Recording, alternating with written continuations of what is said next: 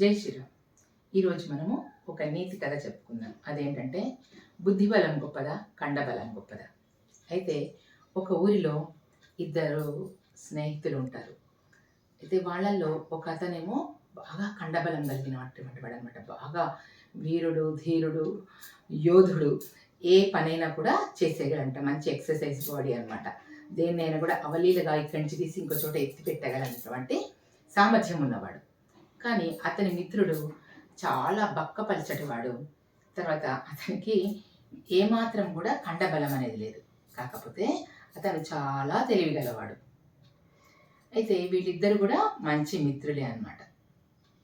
ఇది ఒకరోజు ఊరిలో ఏమవుతుందంటే పెద్ద గాలివాన వస్తుంది. గాలివాన వచ్చి ఆ రోడ్డు మీద మనం వెళ్ళేటటువంటి రహదారిలో పెద్ద చెట్టు అడ్డంగా పడిపోతుంది అనమాట. అడ్డంగా పడిపోయేసరికి ప్రజలందరికీ కూడా అక్కడి నుంచి దారిలోంచి వెళ్ళడానికి చాలా కష్టంగా ఉంటుంది. వీళ్ళు వెళ్ళి అతి బలవంతుడైనటువంటి ఇతని దగ్గరికి వెళ్ళి ఇట్లా మరి చెట్టు పడిపోయింది, ఏం చేద్దామంటే, అయ్యో దానికి మీరు బాధపడుతున్నారా, నేను ఒక్క నిమిషంలో దాన్ని తీసేస్తానని చెప్పి వెళ్ళి ఆ చెట్టును పట్టుకొని గుంజుతూ ఉంటాడు. కానీ అది ఎంతకీ రాదు. అతను అలసిపోతాడు. ఇంకా నాతోటి కాదు అని చెప్పి ఆగిపోతాడు అనమాట. ఆగిపోతే అప్పుడు అతని ఫ్రెండ్ వస్తాడనమాట, మిత్రుడు వస్తాడు.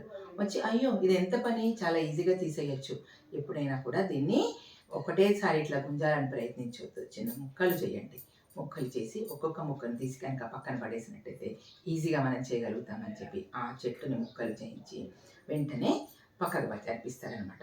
ఎంతో సునాయాసంగా జరిగిపోతుంది, ఎంతో తేలికగా, ఏమాత్రం కూడా కష్టం లేకుండా జరిగిపోతుంది అనమాట. ఇది చూసినటువంటి మా ఊరి ప్రజలందరూ కూడా అబ్బా ఎంత తెలియగలవాడు, ఎంత చాకచక్యంగా, ఎంత మంచి ఉపాయం చెప్పి ఇదంతా తీసేశాడు అని చెప్పి అంటారనమాట.